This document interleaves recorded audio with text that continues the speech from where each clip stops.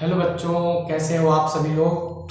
आज हम लोग मैथमेटिक्स स्टार्ट कर रहे हैं क्लास 8 की। वैसे मैं वीडियोस बनाता नहीं, लेकिन कुछ बच्चों की रिक्वेस्ट आ रही थी कि आप 8 क्लास की वीडियोस बनाओ। ओके, वैसे तो मैं 10 क्लास की वीडियोस ही बनाता हूँ, लेकिन मैंने सोचा कि आप लोगों के एग्जाम्स नज़दीक आ रहे हैं, तो आई होप आपको मेरी इस वीडियो से थोड़ी सी मदद मिल जाए। तो आज हम मैथ स्टार्ट कर रहे हैं। मैं ज़्यादा नहीं कहना चाहूँगा, लेकिन मैं इतना ज़रूर बताऊँगा आपको कि अगले एक महीने के अंदर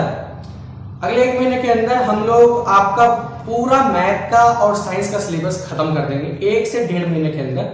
यानी कि आपके एग्जाम से पहले जो आपके 8 क्लास के एग्जाम होंगे, उससे पहले आपका सिलेबस मैथ और साइंस का कंप्लीट हो जाएगा। ओके, तो हमारा सबसे पहला चैप्टर है rational numbers. Okay, very good morning, very good night या वेरी आफ्टरनून, गुड आफ्टरनून, आप जब भी मेरा वीडियो देख रहे हैं एज योर टाइमिंग। आज हम लोग स्टार्ट करें रैशनल नंबर्स। तो सीधा मतलब है रैशनल नंबर होते क्या हैं? ऐसे नंबर्स जिन्हें हम P अपॉन Q की फॉर्म में लिख सके और जहां पे Q does not equal to 0 हो। ऐसा कोई भी नंबर से मतलब कोई भी नंबर जिसे हम इस फ्रैक्शनल फॉर्म में लिख सकते हैं, यानी P अपॉन Q फॉर्म में या A अपॉन B फॉर्म में या B अपॉन C फॉर्म में, जहां पे B की value not equal to 0, C की वैल्यू नॉट इक्वल टू 0। यानी कि सीधी बात अगर मैं कहूं आपसे, तो डिनोमिनेटर इसका 0 नहीं होना चाहिए बस। बाकी कोई भी नंबर हो वो आपके रैशनल नंबर में आते हैं, बस डिनोमिनेटर 0 ना हो। ओके, हाँ एक बात और, अगर मैं आपसे कहूं कि √2/1, तो ये भी इर्रेशनल नंबर है। ठीक है, रूट वाले नंबर्स, ये जो रूट के नंबर्स होते हैं ना, वैसे तो आप लोगों को अगर आई होप शायद पता हो स्क्वायर रूट क्या होता है। ओके, 8 क्लास के वैसे टॉपिक है। स्क्वायर रूट के नंबर्स भी इरेशनल नंबर्स ही होते हैं सर, ये रैशनल नहीं होते। ओके, आप आगे 10th क्लास में जाओगे तो आपको इसका मतलब समझ आएगा क्यों नहीं होते। क्योंकि √2 की वैल्यू होती है 1.417 समथिंग करके, यानी कि इसमें नंबर रिपीट नहीं होते। 10th क्लास में जब आप लोग जाओगे ना, तो वहां पे आप लोगों को मैथमेटिक्स में सबसे पहला चैप्टर यही है, रियल नंबर्स के ऊपर। तो उसमें सबसे पहले आपको √2 को इरेशनल प्रूफ करना सिखाया जाएगा, कैसे करते हैं। ओके, तो अभी तो फिलहाल हम उस पर बात नहीं करेंगे, फिलहाल तो हमारा टॉपिक है ये। बस इतना याद रखिए कि रूट वाले नंबर इरेशनल होते हैं, रैशनल नहीं होते रूट वाले नंबर। ओके, तो ये था रैशनल नंबर का एक बेसिक सा इंट्रोडक्शन। अब बात करते हैं कि मान लीजिए आपको दो रैशनल नंबर दे रखे हैं, जैसे कि -4/7 एंड 3/4। आपको कहा जाए इन्हें जोड़िए। इन्हें क्या करना है? -4/7 एंड 3/4 को हमें प्लस करना है। ओके, तो कैसे प्लस करेंगे इनको? हम यहां से 7 और 4 का एलसीएम ले लेंगे। मैं आपको एक छोटी सी ट्रिक बताता हूं।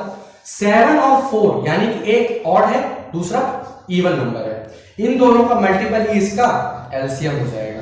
तो 7 4 जा 28। आप लोगों को ये तो आता ही होगा कि 7 से इसको डिवाइड करते हैं, 7 4 जा 28, 4 4 जा 16, यानी कि -16 प्लस, यहां पे हम प्लस का साइन लगा देते हैं क्योंकि हमें इन्हें प्लस करना है। फिर यहां से 4 को ऐसे करेंगे तो ये 7 टाइम्स में हो जाएगा, 7 × 3 21। तो यहां से हमारा आ जाएगा 5/28। ओके, तो ये देखिए यहां से हमारे पास एक कंक्लूजन निकल के आता है कि अगर हम दो रैशनल नंबर्स को जोड़ते हैं तो हमारा आंसर भी क्या आता है? Rational number. अगर हम दो रैशनल नंबर्स को जोड़ते हैं तो आंसर क्या आएगा हमारा? Rational number. ओके, अब मैं आपसे कहूं, जैसे इसी क्वेश्चन में अगर हम ले और मैं आपसे कहूं कि अब हमें माइनस करना है 3/4 में से, यानी कि ये लिखा हुआ है -4/7 सब्ट्रैक्टेड फ्रॉम 3/4, यानी कि इस बार हम इसमें से इसे नहीं घटाएंगे, इस बार हम 3/4 में से माइनस करेंगे क्या? 4/7। तो 3/4 में से माइनस करेंगे माइनस का 4/7। जैसे यहां पे आप लोग देखिए, ये माइनस और माइनस का साइन प्लस हो जाएगा। यहां पे आप लोग ये चीज नोट कर लीजिए कि अगर प्लस का मतलब सेम साइन के अगर होंगे, अगर सेम साइन के नंबर होंगे तो वो प्लस हो जाएंगे। जैसे ये भी प्लस ही हो जाएगा, लेकिन अगर डिफरेंट साइन के होंगे, मल्टीप्लाई डिफरेंट साइन के होंगे तो हमेशा माइनस होगा। समझ आया? यहां पर देखिए आप दोनों सेम साइन के हैं, तो ये हमारा हो जाएगा प्लस, तो ये हो जाएगा हमारा 3/4 प्लस 4/7। ओके, 3 बार्स करेंगे, जब हम इसे प्लस कर देंगे करते हैं तो 7 4 जा 28, फिर से वही चीज हमारे पास आ जाएगी, लेकिन इस बार हम यहाँ से ब्रैकेट हटा के यहाँ पे बीच में प्लस का साइन लगा देते हैं, क्योंकि भाई माइनस का है, इसमें से इसको हटाया हमने तो माइनस माइनस प्लस का हो जाएगा। तो प्लस करेंगे तो ये हो जाएगा 7 3 21 प्लस 16, 21 और 16 कितना हो जाएगा आपका 37/28। यानी कि यहां से हमारे पास एक कंक्लूजन और निकल के आता है। एक कंक्लूजन क्या निकलता है यहां से हमारे पास? कंक्लूजन ये निकलता है कि अगर हम दो इर्रेशनल नंबर्स को माइनस करेंगे, दो इर्रेशनल नंबर्स को अगर हम माइनस करते हैं तो भी हमारे पास आंसर कैसा आता है? Rational number. ओके, यहां पे हमारे पास दो कंक्लूजन निकल गया। तो प्लस करना कैसे करते हैं, माइनस कैसे करते हैं?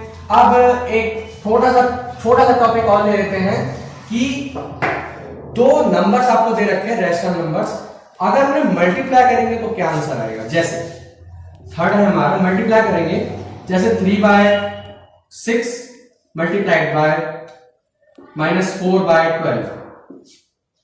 ओके, -4/12 मल्टीप्लाई करेंगे इन दोनों को आपस में, इन दोनों को मल्टीप्लाई करेंगे तो क्या आंसर आएगा? जल्दी से इसे पॉज करके वीडियो को देखिए, इसका आंसर जल्दी से। हाँ भाई, कितना आया आंसर आपका?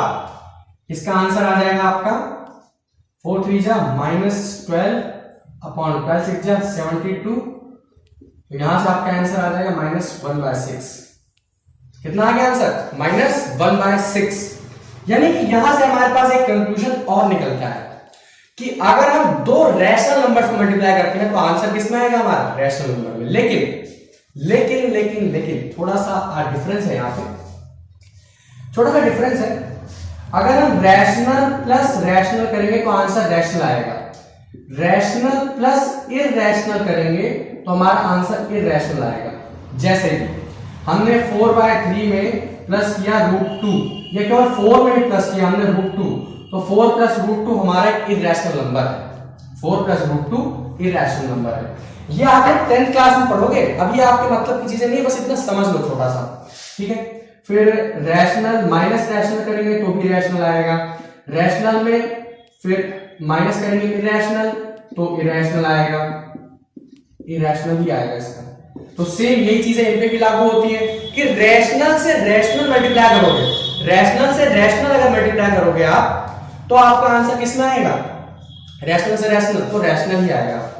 लेकिन रैशनल से इररैशनल मल्टीप्लाई करोगे, इस बात का कोई कंक्लूजन नहीं है हमारे पास, इस बात का कोई कंक्लूजन नहीं है। जैसे एग्जांपल के तौर पर अगर मैं आपसे कहूं कि √2 × √2, इसका आंसर कितना आ जाएगा? 2।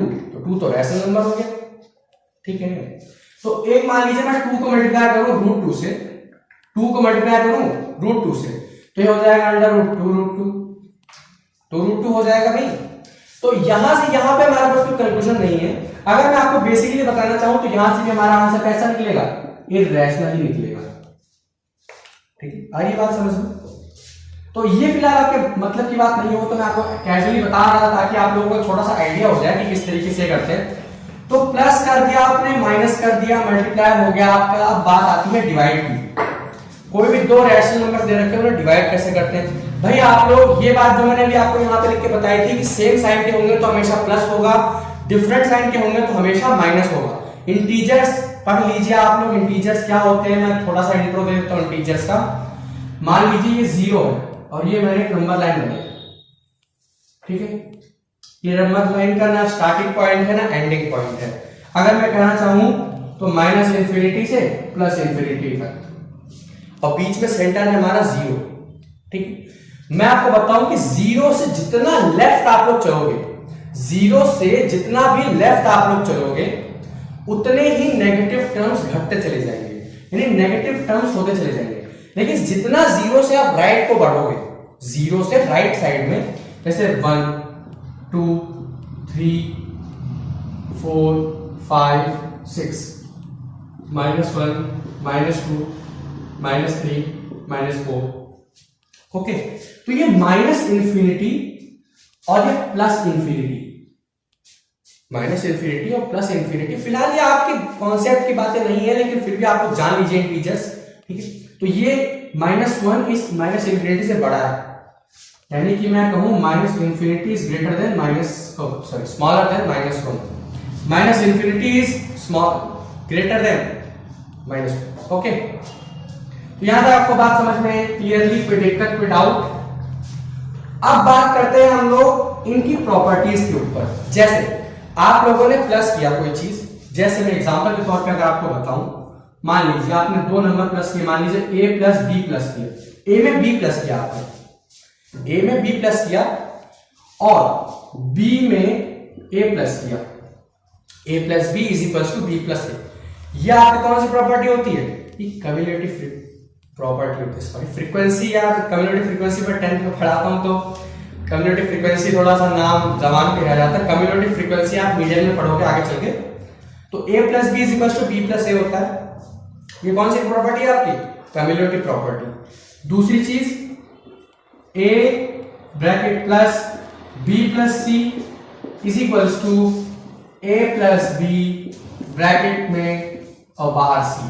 ये आपकी कौन सी है? Associative property. कौन सी प्रॉपर्टी है? एसोसिएटिव। इन दोनों के एक एग्जांपल देख लीजिए। जैसे मैंने 3 में 4 प्लस किया या 4 में 3 प्लस किया, एक ही बात है, दोनों का आंसर कितना आएगा? 7 ही आएगा। तीसरी चीज यहां देखिए, 3 plus 4 plus 5 is equal to 3 plus 4 plus 5। ये भी एक ही बात है। इसका आंसर कितना निकलेगा? 4 5 और 9 3 12। इसका भी आंसर कितना निकलेगा? 12। ठीक, आई बात समझ में? दोनों प्रॉपर्टीज में क्या आंसर है? एसोसिएटिव और कम्युलेटिव प्रॉपर्टी आप लोगों को आनी चाहिए, आगे चल के बहुत काम आएगी आपके। भले ही इस तरीके से कोई आपको प्लस या माइनस करने को नहीं देगा इस प्रॉपर्टी में, लेकिन आगे चल के आपके काम बहुत आएगी।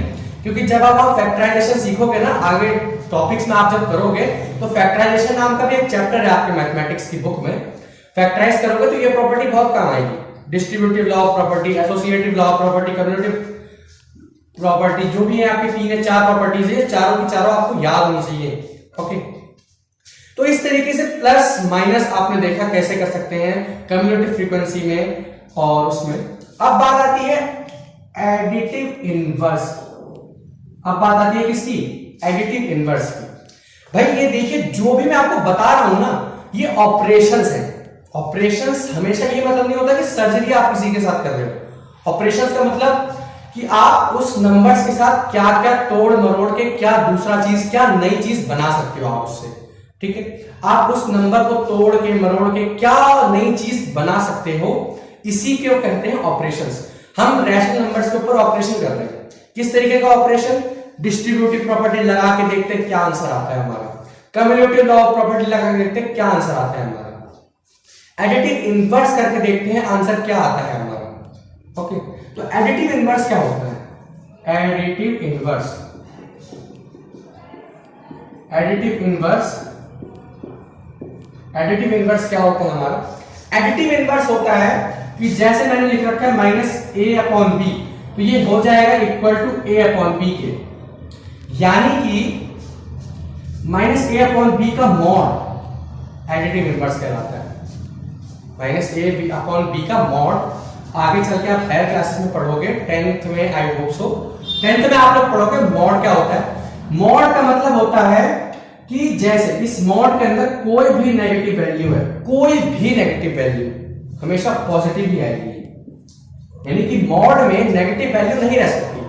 मॉड का मतलब ये होता है कि अगर कोई भी वैल्यू मॉड में बना रखी है, किसी ने मॉड में लिख रखा है, उसका मतलब होता है पॉजिटिव। यानी कि अगर mod A upon B is equal to A, आया समझ? यानी कि जो भी साइन है उसका ठीक उल्टा हो जाएगा। लेकिन हम यहाँ पे ये नहीं कह सकते कि इसका आंसर मॉड में आएगा, क्योंकि मॉड का मतलब हमेशा क्या होता है? प्लस।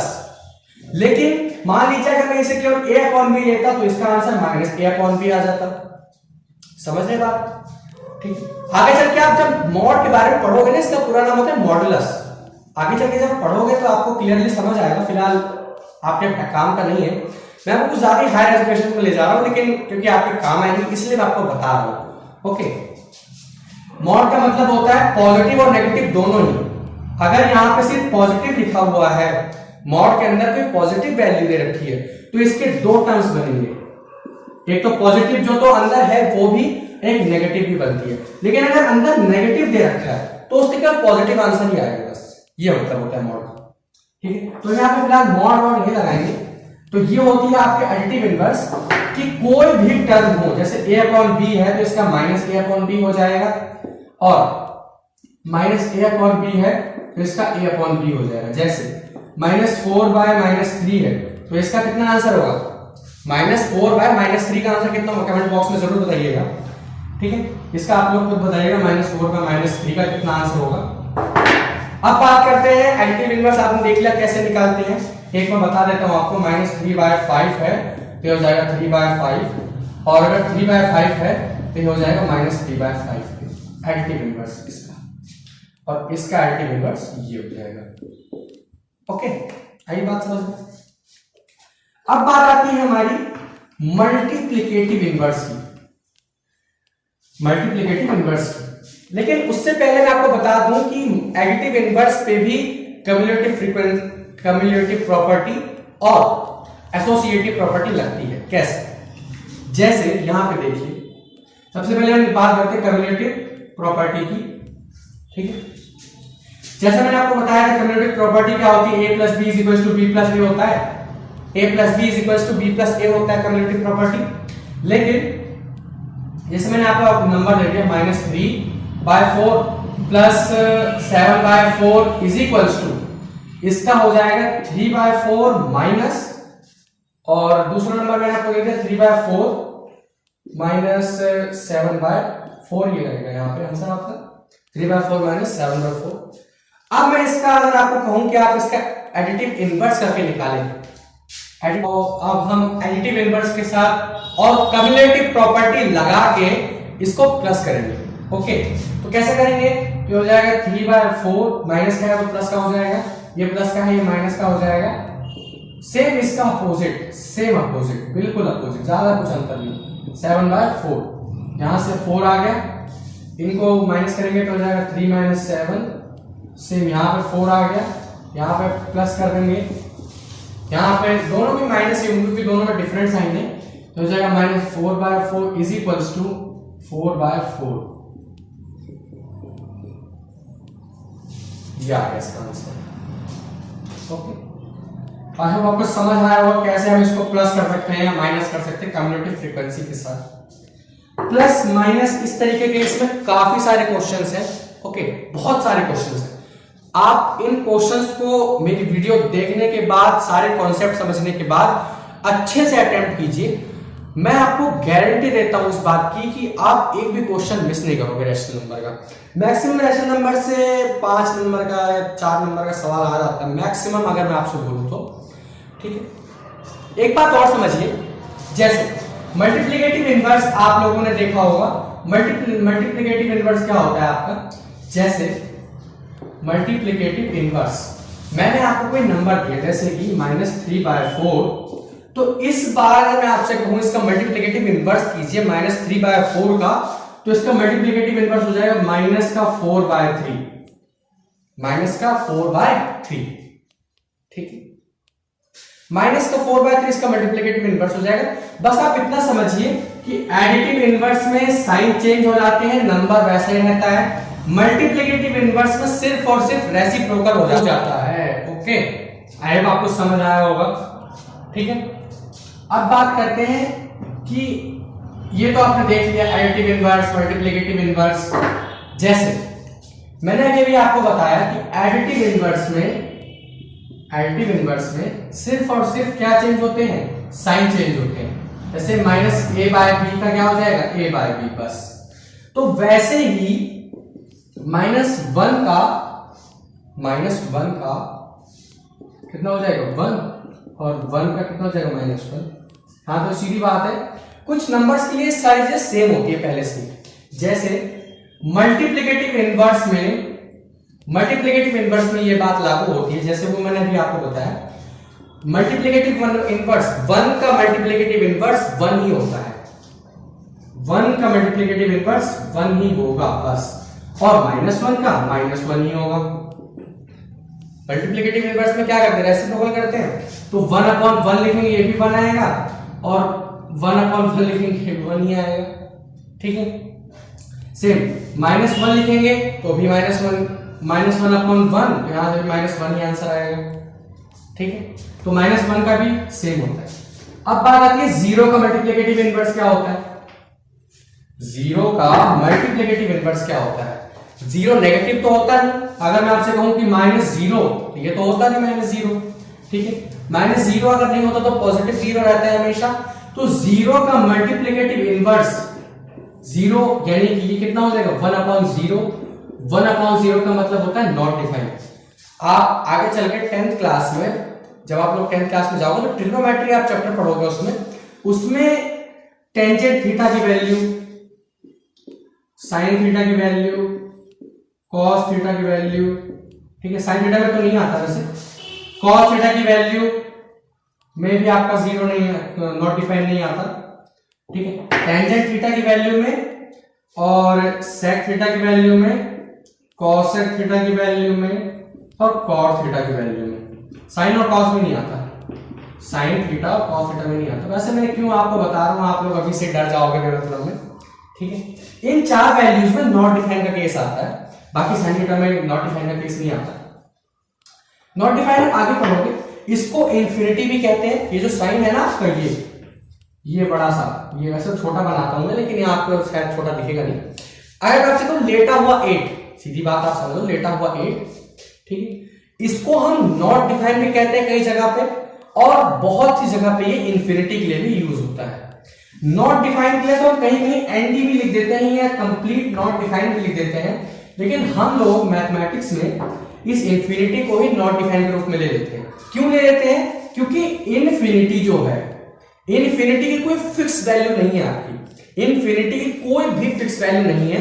तो नॉट डिफाइंड का मतलब क्या होता है, जिसे परिभाषित ना किया जा सके, तो हम इनफिनिटी को भी परिभाषित नहीं कर सकते, इसीलिए हम नॉट डिफाइंड को इनफिनिटी के तौर पे ले लेते हैं, ठीक है, इसलिए इनफिनिटी के तौर पे ले लेते हैं। तो आई होप आपको बात समझ आई होगी कि जीरो का भी मल्टीप्लिकेटिव इनवर्स कितना होता है, नॉट डिफाइंड। ओके, तो ये थे कुछ बेसिक रैशनल नंबर्स के, इनके क्वेश्चन अगले वीडियो में आएंगे। इस वीडियो में तो सिर्फ और सिर्फ बेसिक्स थे, जितने भी फॉर्मूले, जितने भी प्रॉपर्टीज थी सारी मैंने आपको बताई, ठीक है। आई होप आपको ये वीडियो पसंद आए, तो do not forget to subscribe my channel and share this video to another one, क्योंकि अगर आप लोग ये शेयर करेंगे तभी आप लोग अच्छी एजुकेशन को पास आउट करेंगे दूसरे को, ठीक है। तो पढ़ाई करते रहिए, ऑल द वेरी बेस्ट।